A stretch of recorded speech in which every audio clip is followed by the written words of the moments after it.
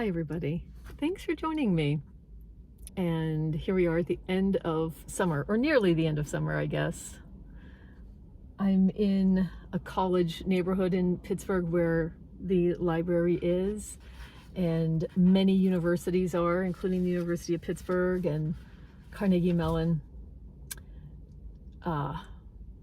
Duquesne University, and a few others, Carlo. I know I'm forgetting one of them, but the students are back. You can feel it, you can see it all over the place. It's really always an exciting time at the beginning of September, end of August. It's a very busy day here in the middle of the week while I'm going to the library at lunchtime. So I've got some grounds people over here doing something and lots of cars going by. It's a cooler day, so I didn't have to have my windows open. So I wanted to update you on books that I have finished, that I've been reading for quite a while through the summer. It has been a year of slow reading for me and of rereading. So the volume of books just isn't there, and I am absolutely fine with that. I am loving the speed that I'm reading. I'm getting a lot more out of books now that I'm reading slower, and also there's been a bit of what would I call it? Maybe a reading rut, in that I keep getting books out of the library and starting several, and none of them are sticking. Well, some of them are sticking, but not a whole lot. And that's a little weird for me. So maybe it's a rut, you know? I am reading, but I'm just going through a whole bunch of them that just aren't working out. So anyway, let's talk about East of Eden that I recently finished. I have a weird shadow happening on my forehead, but nonetheless, there it is.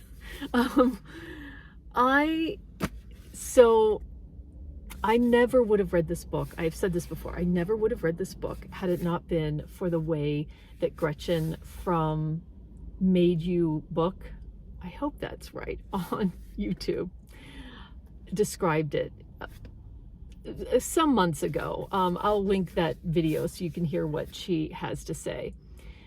But John Steinbeck is not the kind of writer that I see myself reading. I don't read a lot of male writers. Some. They happen to be recently either Tolstoy or Thomas Mann. I don't know why. Or Anthony Trollope, for God's sake. I don't know. Other than I found them and I love their writing. Not so many, I haven't read that many male American authors.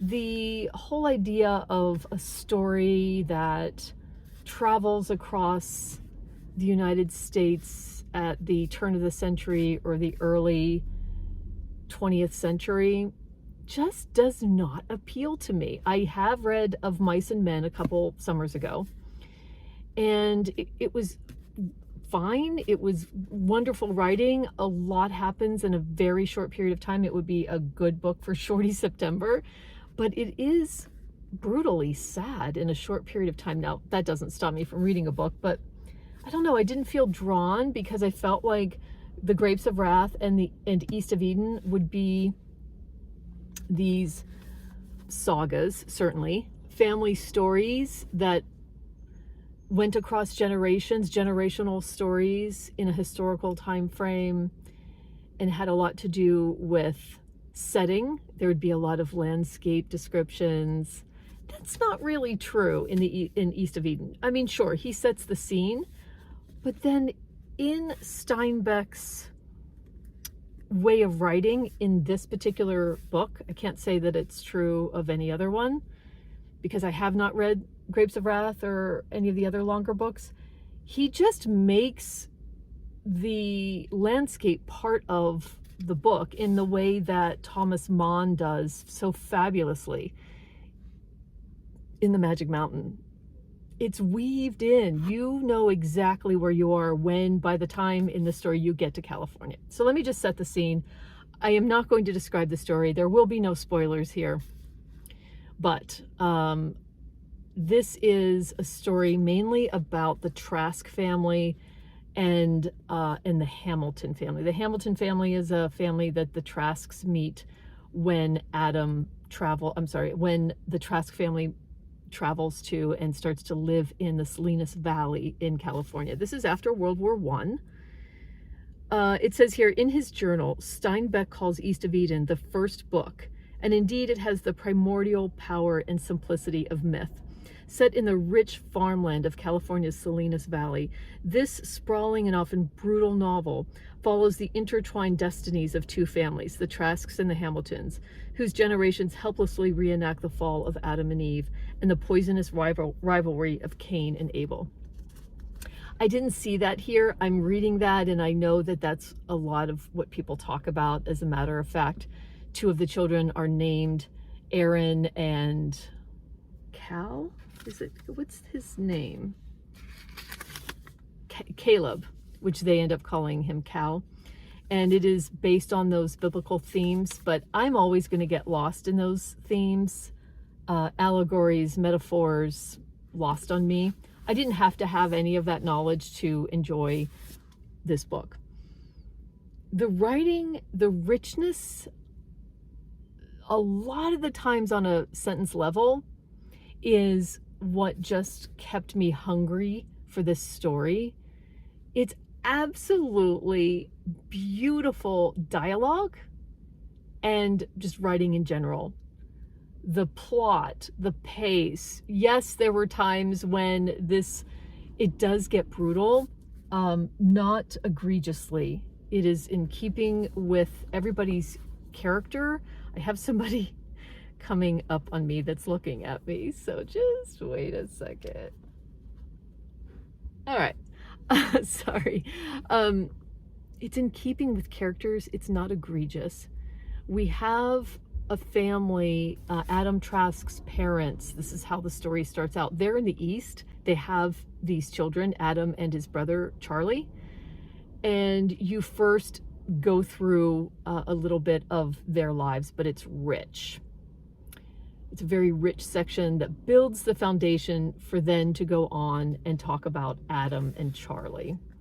And how they are then in California's Salinas Valley in the early days of trying to farm there, trying to set up a well. That's how they meet the Hamilton family, because the Hamiltons know where to build wells on your property.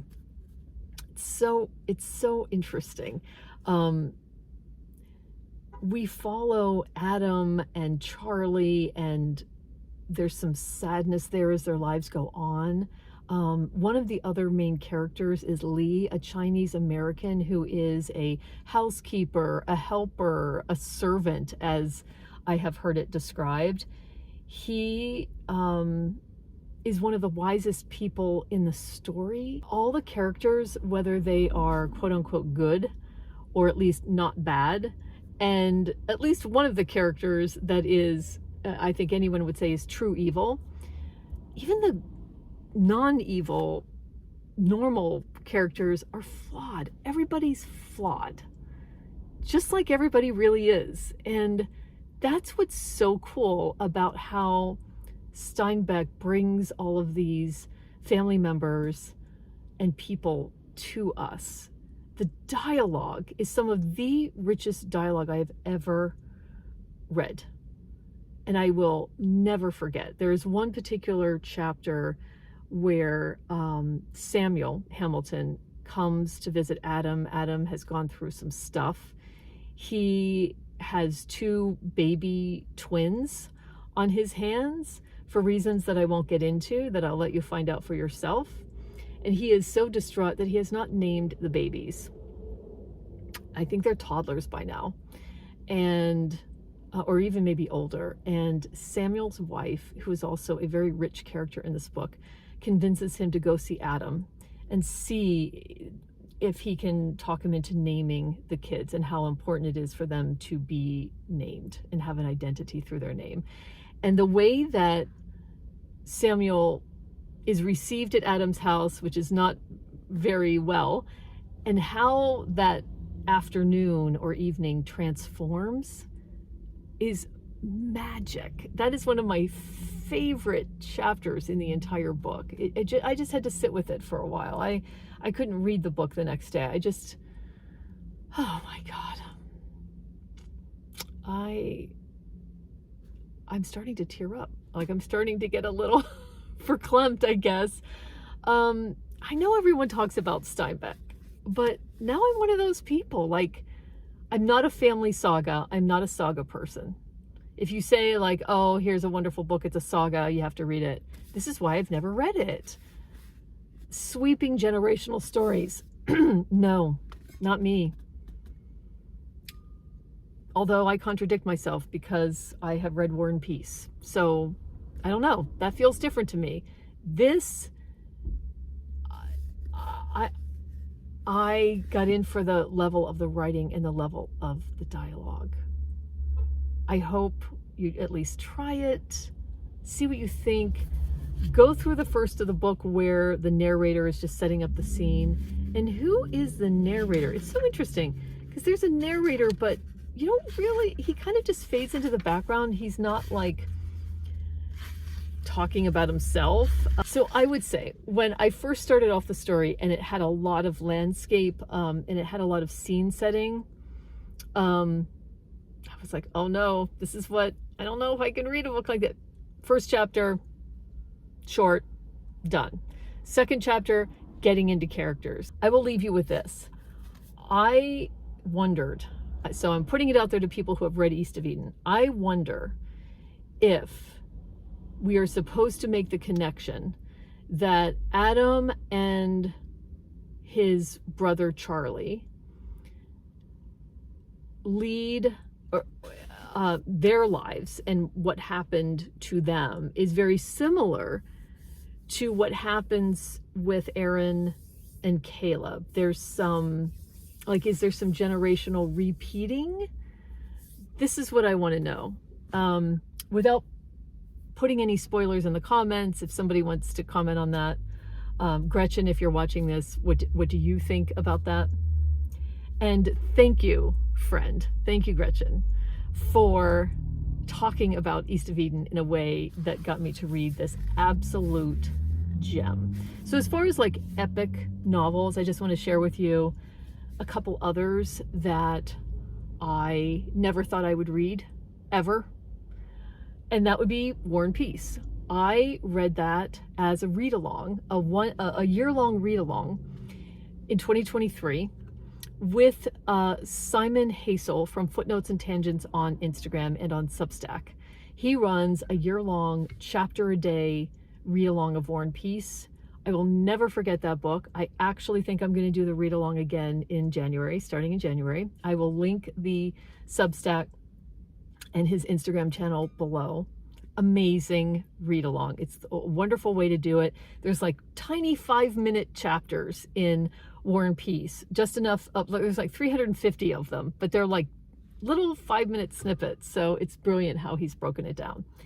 And then The Magic Mountain. I also had huge hangovers after reading War and Peace. I mean, how couldn't you after you've been reading it for almost a year? And a huge hangover after reading The Magic Mountain. I took like a year to read The Magic Mountain because it's dense, it's atmospheric, it's characters in one setting in the Swiss Alps. And I both read it and I also listened to it because I found this really cool audiobook version that I just could not get enough of. So I did both. And that really worked for me. I just took my time, chipped away at it, and then I couldn't believe I wasn't with it anymore. So I just wanted to throw out those two. All right. And then just really quick, I'll just mention something I'm reading right now. What else did I get? Oh yeah, just two things that I'll mention I'm reading right now, or that I'm going to read. And that one is, I told Ben from Benjamin's Journal, his booktube channel is called Benjamin Journal. I told him that I wasn't going to read Killing Stella because I tried reading it, and because of the subject matter and the day I was reading it, or the weekend, I just couldn't do it. But now I'm in a little better mind frame, I guess, and I am trying to read Killing Stella by Marlon Haushofer. The translator is Sean Whiteside. Marlon Haushofer is German, and she is best known for The Wall, which was translated, and this is a New Directions publication, translated and published by New Directions a couple years ago, and then a lot of people were reading it and talking about it on BookTube, and I can see why. It's one of those stories that just sank in to me, and I was thinking about a lot more after I read it than when I was in it. This is a little tough. I'll just read the last paragraph. A domestic horror story that blossoms into a catastrophe. Marlon Haushofer's Killing Stella distills many of the themes of her acclaimed novel The Wall into a claustrophobic, gothic, shattering novella. It's only like 80-some pages long, so it's translated fiction, and it's also shorty September, if you're engaging in those things. It is hard to read. You know from the beginning that there is a sudden and disastrous end to Stella, a confused teenager. You know that going in, and it's actually talked about in the beginning, but you don't know the details. You don't know the characters. Who is Stella? This is a very strange book. Gripping razor-sharp novella about a fractured marriage by the ferociously talented author of The Wall. Tell us how you really feel. Yeah, I couldn't read it at first knowing the end already about Stella, but I can read it now during the day. I was reading it before I went to bed, and it wasn't a good choice. I'll catch you up on other books that I'm reading and what I want to read next that I guess ties in with fall. I don't do necessarily fall specific books. I just start feeling like I want to read some things that tend to be fall-ish. But I did want to tell you that I just got this out of the library, which is where I'm at. The Aviator and the Showman, Amelia Earhart, George Putnam, and the Marriage That Made an American Icon by Laurie Gwen Shapiro. I don't know if I'm going to read this. I'm going to dip into it. It's a beast, but I just wanted to share it with you. The riveting and cinematic story of a partnership that would change the world forever. I learned about this book from my friend and booktuber Angela, from Angela's book. I'll put the name here. I've gotten so many great recommendations from Angela. She's my Australian friend, and I particularly have loved her videos highlighting Australian authors. But one of my favorite books I have read this year, oh my God, it's about a rabbit. Is it called The Hare? I'll put it here. It's a memoir. It's a hare, but the hare's called a different name. Anyway, I have talked about it. Oh my God, that memoir, wow. I loved it, and I can really depend on Angela, especially for nature-centric books, for the recommendations. But please check out her channel. She is a varied reader, so you will find everything there. Anyway, my friends, that will be all for today. Just a quick checkup. I will talk a lot more about some other exciting next reads for me that I'm really looking forward to on my next video. So thanks for checking in. Let me know if you read East of Eden and what other Steinbeck book you would recommend. Maybe that's not Grapes of Wrath. I don't know. I feel like I've heard too much about Grapes of Wrath, but if there's another one, let me know. Thank you for joining me. I really appreciate you being here, and I really hope to see you on the next one. See ya.